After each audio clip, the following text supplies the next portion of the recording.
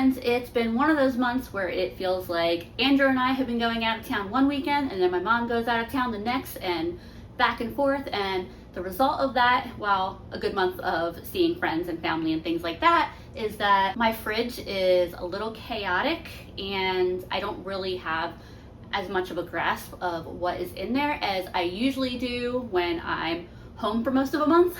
So I figured this is a really great opportunity just to do a quick video on some use it up meals. So I'm gonna go through my fridge, take inventory of what I have, and use up what I got before I gotta throw it out. The first thing I'm gonna do is kind of straighten this up a little bit and figure out what needs to get used up. All right, now that I've got that straightened up, I have a much better idea of what is actually in here. I have just barely a splash in here. I'm not actually really sure why it didn't fully get used up. I don't even know if that's a tablespoon, but we'll use it up.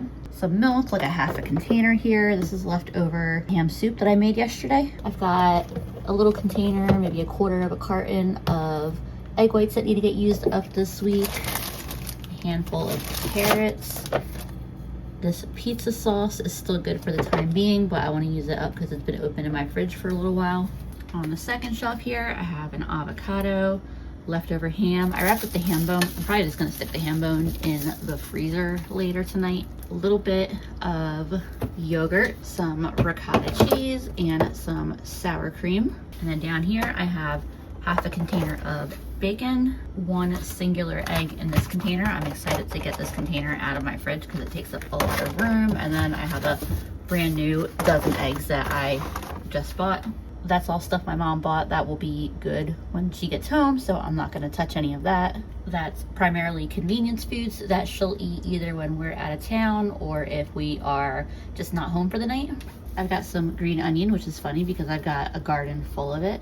My mom bought it and I will be surprised if she used more than a single stalk of it. Container of some spinach. That's just all cheese that I just recently got. I didn't have anywhere else in the fridge to put it. And then I've got a little bit of celery, a couple green peppers, one kind of sad jalapeno, and another avocado. I think this one's been in for a little while, so when I cut it open, we'll see if it's browned or if it's still pretty good. I know Andrew specifically mentioned that he was craving a rice dish for dinner, so I think I'm gonna start some plain rice, and then I'm gonna use some of this leftover ham and kind of make like a ham and veggie and maybe egg pan fried mixture goodness to go on top of it. Y'all, I've had all these little flying insects getting into my house this week and I haven't been able to figure out where they were coming from. I think I just figured it out.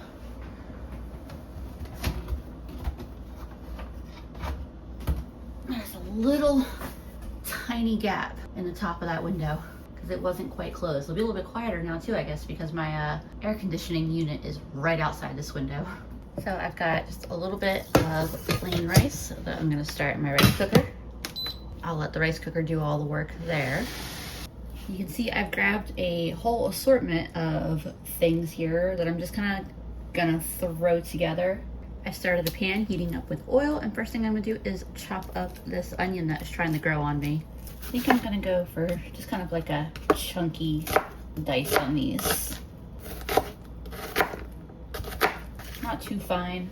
Next up to prep is that green pepper. I don't know if you can see, but it's getting a bit on the wrinkly side, which makes it perfect to use up in the middle where I'm cooking it. Green peppers are actually on sale this week too, so I'll get these used up and I can buy some fresh ones. There's my peppers, adding those in. My rice just finished cooking, by the way, but that is the beauty of the rice cooker, is it beeps to let me know it's done, and it's just gonna sit in the rice cooker on the keep warm setting until I'm ready for it. So for this green onion here, I'm going to set aside the kind of leafier green parts, and I'm gonna cut up this part to go in with my onions and peppers. You can put this in water and regrow it. That's how I have all the green onions in my garden, but I have so many at this point that I do not need to regrow this. But the white part is a little better for cooking, like the kind of stalkier, stemmier part, and then the leafier part is better for garnishing. Or at least that's how I like to use them. You can cook with the leafier parts. It's just that they're a little more delicate and they can kind of get lost in a cooked dish, versus these pieces are a little hardier and can stand up to cooking a little better. I grabbed a handful of those weird little carrot sticks. I think they were less weird probably before they started drying out, but now they're a little weird. But I don't want a ton of carrot in it, but I think it'll be nice to have a little bit. So I want to get that added so it has a chance to cook. And I'm just cutting it into these little tiny pieces so that way they'll hopefully cook pretty quickly. Not that they have to be cooked. Them having a little bit of crunch is fine. I just personally like them better if they're a little bit softened. Figured, let's go crazy. And I also grabbed this weird little stick of celery. So I think I may wait a few minutes to add it because I like my celery to have a little bit of crunch in a rice dish. Here's what my veggies are looking like so far. Won't be too long before I add in that celery and the ham. I'm gonna start cutting some of this ham up. I'm trying not to go overboard because I gotta remember that it's just me and Andrew and that we've got leftover soup that we can eat and that I'm planning to make pizza and I'm thinking maybe bagels. So I'm gonna cut my ham into fairly small pieces, like that big. Adding in the ham and celery now. I don't want to cook the ham for too long because I don't want it to dry out. So I'll just let it get hot, maybe start getting just a little bit of color on it, and then I'm going to add my eggs. Alright, I know I'm definitely using this last lone egg so that way I can get rid of this container. I'll also add that little splash of half and half. I may grab another egg from the fresh pack. I haven't decided yet. Actually, I definitely am. I smelled these and I poured a little into a separate dish and I'm not convinced they're still good, but it's okay. It's only a quarter of a container. My mom was trying out something to see if she liked it for breakfast. She used most of it. No worries. I will grab another egg for this.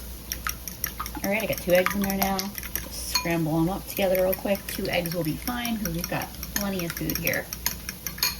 I actually also thought about adding a little bit of spinach to this, which it probably would go great, but I just don't feel like cutting it up right now. While that egg's cooking, I'll quickly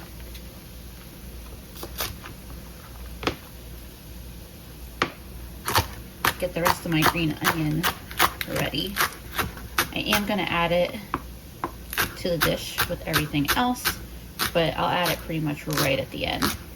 My pan was a little hot, so my eggs stuck just a little bit, but that's okay. Mix all this together here. Get this seasoned with a bit of pepper, a little soy sauce, a little garlic. Let's do a little onion powder.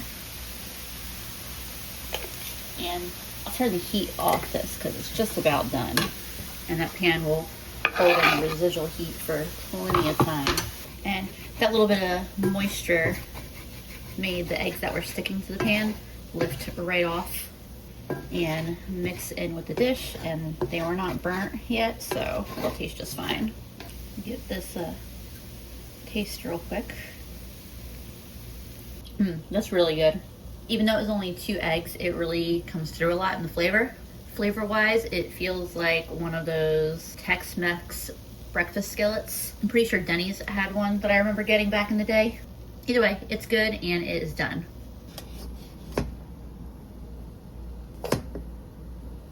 The only thing about these bowls is they're kind of deep, so when I'm putting what is a normal serving of rice in, it kind of looks a little shallow. Like it doesn't look like I added all that much rice, but I'm happy with this dish. I realized I am out of the sweet and spicy sauce that I was thinking of. So I'm gonna do just a little bit of soy sauce and then a little bit of this P.F. Chang's Korean style red chili hot sauce. It's not as sweet as I like in one of these red chili sauces, but it's not bad. I don't remember where we got this, but it is definitely past time we use it up.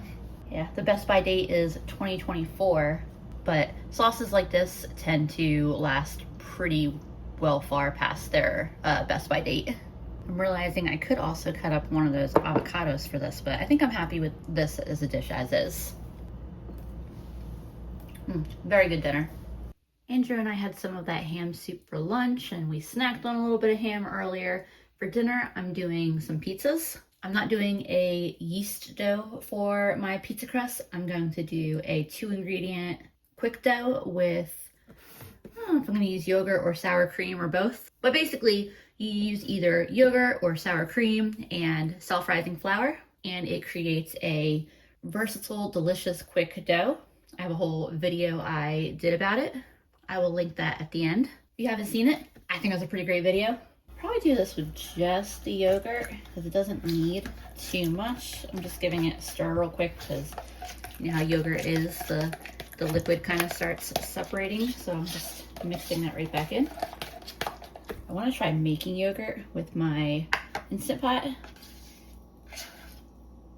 That's probably what I should be doing with this leftover yogurt here.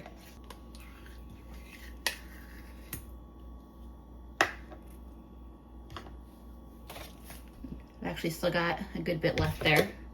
I've got a cup of regular all-purpose flour here. I need self-rising for this recipe, so all I'm going to do to make it self-rising flour is add 1.5 teaspoons of baking powder to my flour, plus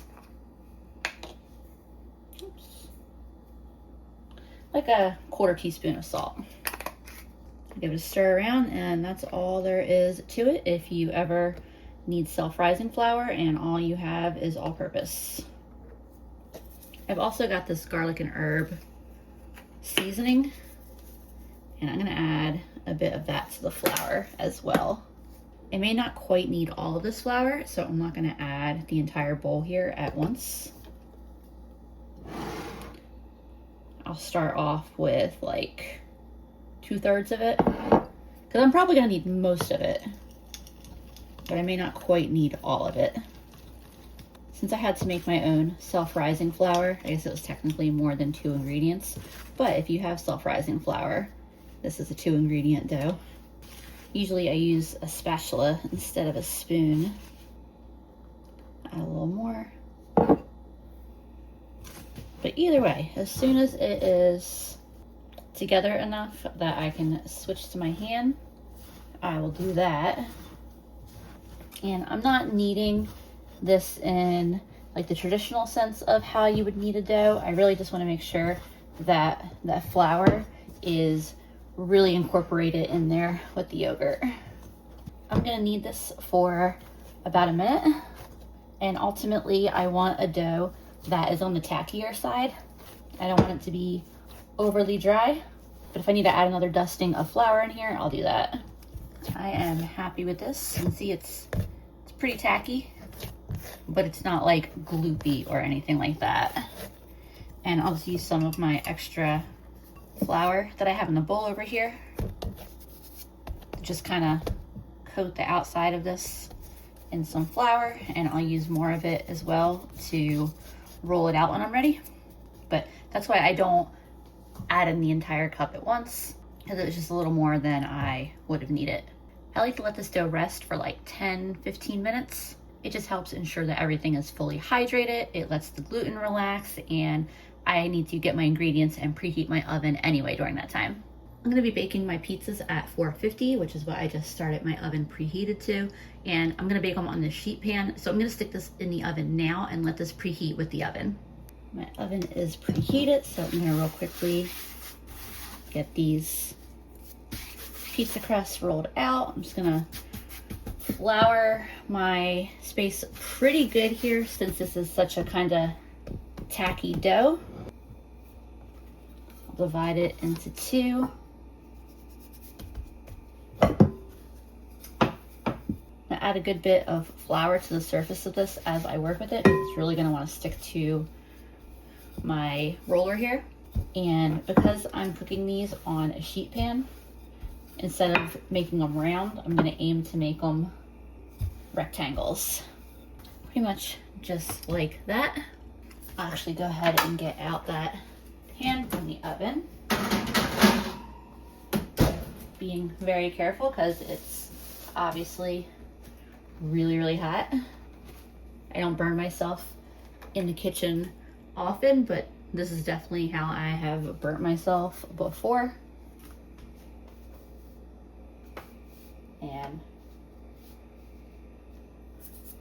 lay that right across there and get the next one rolled out.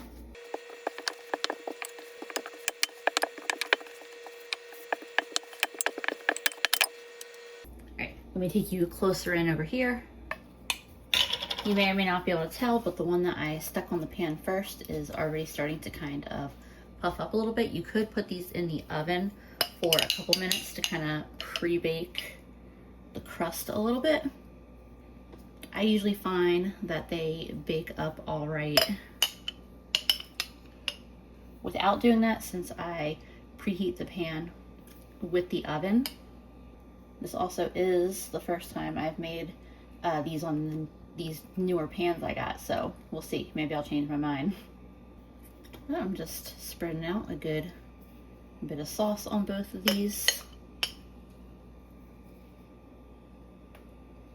That's probably good for sauce. I've got just a little bit of pizza sauce left. Then I want to get some dollops of ricotta on the pizza because I really like a pizza with ricotta.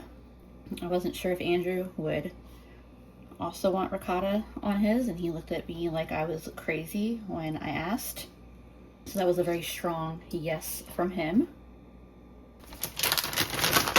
Now I'm gonna get some regular shredded pizza cheese on, the very last from that older bag. And then I've got a whole new bag. This is made up of mozzarella, cheddar, provolone, and Asiago. I'll get a good bit on here because we want a nice cheesy pizza. I thought I had pepperoni in the freezer. This says it's sliced chorizo, but I'm sure it is just as good. You see, I got it marked down for $1.19. I like to keep these in the freezer because it lasts a really long time, and then it's easy to just pull out the slices as needed. They tend not to really stick together when they're frozen, so it's easy to get out. And I find they last in the freezer for a really, really long time while really maintaining their freshness, especially if I'm gonna cook them for something like this. And then lastly, I've got some of these jalapenos that I got from Dollar Tree. I love a pepperoni, or I guess in this case, chorizo. But in general, I love a pepperoni and jalapeno pizza. I know that technically I could have put some of that ham on these pizzas and used up some of that. But since me and Andrew have been eating that ham all day, we're ready for a break from it. And honestly, neither of us are that crazy about ham on pizzas anyway. So I don't really see the point in making us pizzas that we don't like as much just for the sake of using up some of that ham when we can use it in other dishes. Worst case scenario, I can freeze some of that ham. All right, I'm calling that good.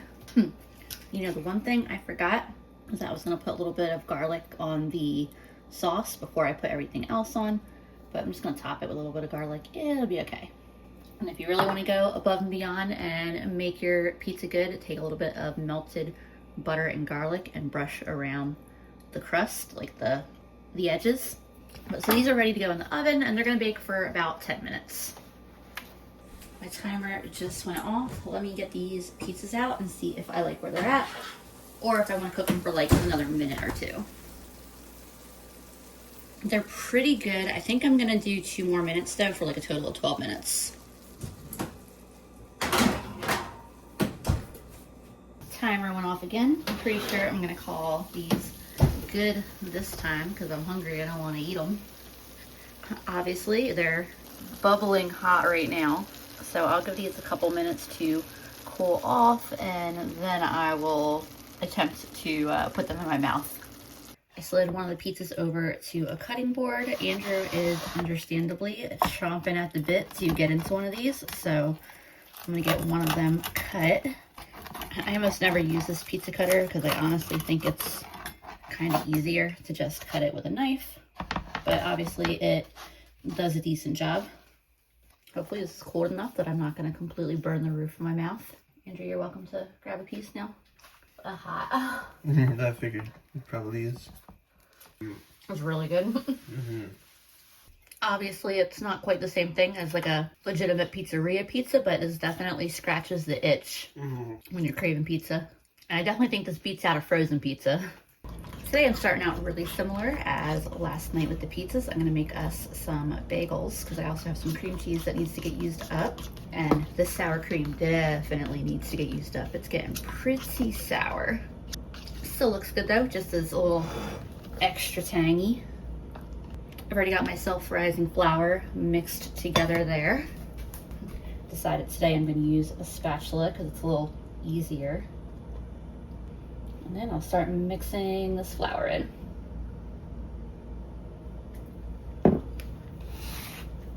And I'm making the dough the exact same way as yesterday. I'm just kneading this together for a minute, but it is almost perfect. Like I said, it's definitely sticky, but not unworkable. And there's my dough ball all kneaded together. I'm gonna let that sit for like 10 minutes or whatever while I get some water started boiling, and I'm gonna preheat my oven to 400 degrees. Put the last little bit of my flour in there just to coat it, so that way it doesn't stick as I leave it sit. My water is boiling and my oven is just finishing preheating now. I'm trying to decide whether I want to do 2 big bagels or 4 smaller ones. I think I'm gonna do 2 bigger ones. Usually when I do this, I do 4 littler ones, but I want to try doing larger ones. So I'm just using my hands to shape them. Probably could have used a little bit of flour on my fingertips, but it's all right. I'm making the holes a little bit wider than I ultimately want them to be because they'll probably retract a little bit. I like to use this big wide pan because I can fit multiple bagels in there. As you can see, they float. If they don't float, you just give them a little nudge and they'll start floating. And I'm gonna cook them for about a minute and then flip them over and let them cook for about a minute on the other side. Flip them over. You know, I could have shaped them a little and gotten them a little bit smoother, but I'm trying to get out of the house in like the next 40 minutes, so I'm rushing just a little bit on these, but that's real life. That's how it goes, right? All right, these have been boiling long enough, so I'm gonna get them out. And boiling just gives them that kind of classic, like dense chewiness that you associate with bagels. Same thing with pretzels. So I've got a pan over here that I'm setting them on, and I'm seasoning them with a little bit of salt, a little bit of pepper, a little bit of garlic. I don't have any Parmesan, but some grated Parmesan on top would be good. A little bit of onion powder. You know, I think I have everything bagel seasoning. I probably could have just put that on, but oh well. Here it is, way in the back. We can still put a little bit of that on. If you want the bagels to be a little more brown, you can give them an egg wash or even just a little bit of milk or half and half, or cream will help, but I'm not worried about it. I think they're gonna turn out just fine. And I'm gonna put these in the oven. I'm not quite sure how long they're gonna need at 400. In the past, I've baked them at 350 and I wanted to try 400. At 350, the smaller ones took like 25-30 minutes to bake. I'm thinking these will be more like 15-20. I'm gonna stick them in and see how long it actually needs, but they look pretty good so far. I've got a little bit of carrot and jalapeno from the fridge, and I'm gonna cut this up super finely so I can add it to my cream cheese. The timer that I had set for 18 minutes on the bagels just went off. I think they're a little underdone, so I put them in for another 4 minutes. Hopefully that'll be enough time. in an ideal world, I want to give them a little bit of time to cool off before I slice into them. But in Lisa's world, where she's perpetually running late for things, that's not always an option. So this works best with cream cheese that is either whipped or has been let come to room temperature. But I think I can make it work as is. I need a big old chunk of it, and I'm gonna mix this right on my cutting board because why dirty another dish? And I'm hoping that if I kind of squish it around a little bit, it'll soften up and blend in with these veggie ingredients. You check on those bagels. I think 2 more minutes is gonna do the trick. And I have about 10 minutes before I'm hoping to be out of the house. I also want to add a little bit of onion powder and a little bit of garlic powder to this mix. And I'm just gonna squish this around so everything is all mixed in. I'll pull those bagels out in a minute and I'll show you how they are. By the way, one last thought on this. I feel a little bit like, you know, if you ever go to Cold Stone Creamery and they're mixing the ice cream on the stone, it's a little bit what this feels like. But I mean, it's working. I feel like it's easier than a bowl and spoon would have been. Bagels still needed a little bit more time. Probably should have just made the mini bagels. Worst case scenario, I will let Andrew have his now, and I will just have mine when I get back. Let's tell him to make sure he saves me some cream cheese. I forgot that I wanted a little bit of celery in it. I was tasting the cream cheese and I was like, that tastes really good, but it feels like it's missing something. Like, I feel like there was a third ingredient that I had intended to add to it, and it was definitely celery. But as a quick garden vegetable cream cheese, that's so good, especially because, like, I don't know if you have looked at how much a container of garden vegetable cream cheese is at the store, and I got that block of cream cheese on sale for, like, it was a buy one get one, so it ended up being like $1.25 for the entire block. So this is definitely, besides being really, really delicious, definitely a money-friendly way of doing this. The celery is exactly what that was missing. It's a good little bit later. I ended up having Andrew pull the bagels out of the oven, so I'm not 100% sure on the time they were in. 28 to 33 minutes, let's say. Definitely should have made the smaller bagels if I wanted them out in time, but that's okay. I told Andrew he could eat his without me, but he wanted to wait, so we just popped this into the fridge, the cream cheese, and honestly, it's probably good that the bagels had a chance to cool before we cut into them anyway. Looks pretty good on the inside. Kind of trying to decide if I want to toast my bagel or just eat it as is. And I think I am going to stick this in the toaster. Honestly, giving the cream cheese some time to sit is nice because it lets those flavors just really like meld together. I've been sniffing this bagel. It smells really good. Bagel straight out the toaster. I'm toasting Andrew's now. This is quite hot. All right, time to give this a try. That is really good. Similar to the pizza, it's not quite as good as the yeast dough, but considering that I didn't have to wait for the yeast to rise, and I could also make just a small batch of bagels, I mean, there's a reason why I love this recipe.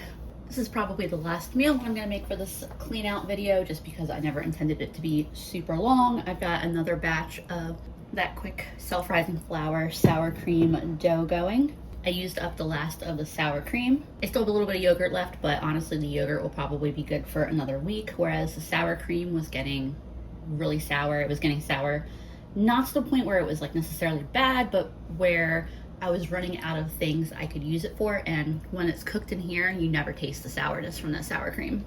I froze the ham bone. I've used up most of my ham. I'm down to mostly skin and fat in this bowl. I still got a little bit of ham to snack on in there though.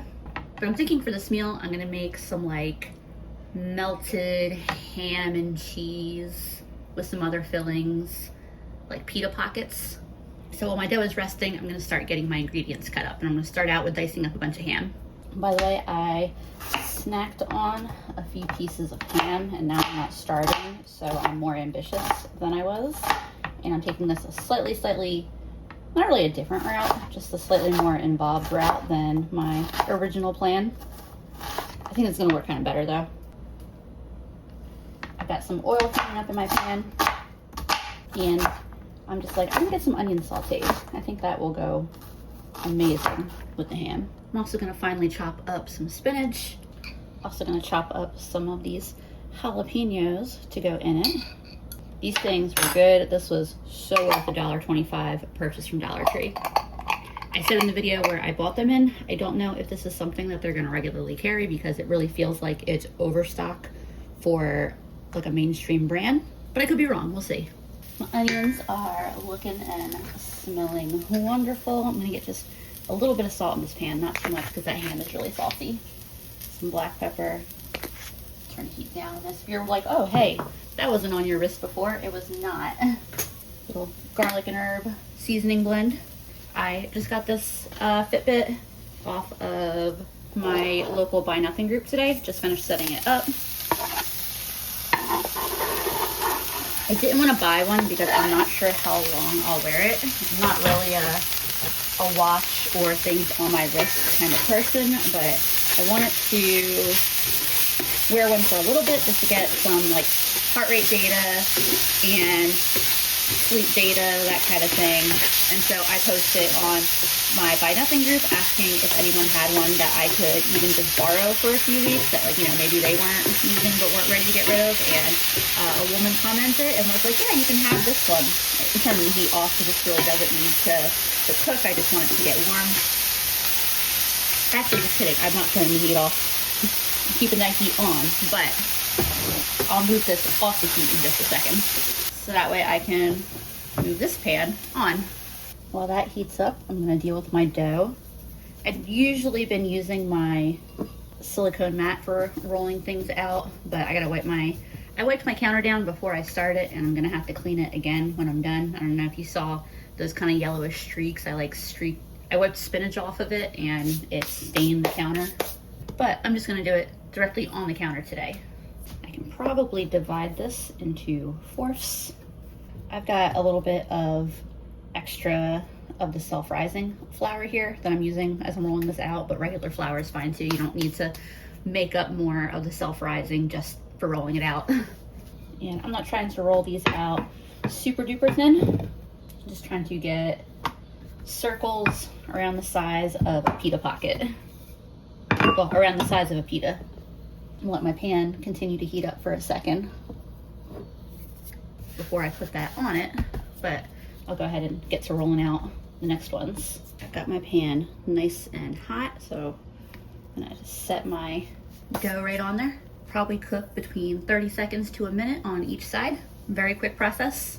You saw how quickly that started bubbling up.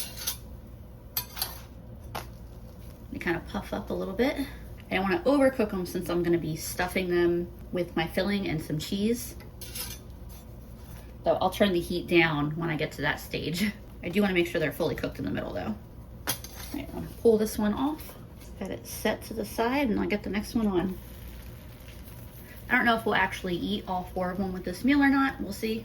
If not, I'll set them aside for dinner. I got a real good deal on some like beef stew meat, so I'm making us a beef stew for dinner. We don't have that very often. And let me tell you, by the way, these smell so good as they're frying up. This is my last one of these coming off. I just turned the temperature down while I prep this. So sometimes these puff up really nicely in a way that when you cut it in half, it very naturally creates that really nice pita pocket. These ones, they weren't quite that way, so I had to just kind of take my knife and slice it, but I have a bunch of little pockets like this, and I'm gonna put a little bit of my filling in here and a little bit of cheese. Realistically, I guess a good option would have been to just melt my cheese in with my filling in the first place. Probably would have just made this whole process easier in general, but oh well. Next time I'll do that. I pulled this avocado out of the fridge. It's been in there for well over a week, probably at least a week and a half, and it's just got a little bit that I'm gonna have to cut away. I'm pretty impressed with how nice it looks. And Here's my plate, and yours is on the pan right now and will look very, very similar. Just putting a couple pieces of fresh avocado in each one. Look how nice and melty they got inside. All right, let's try this out.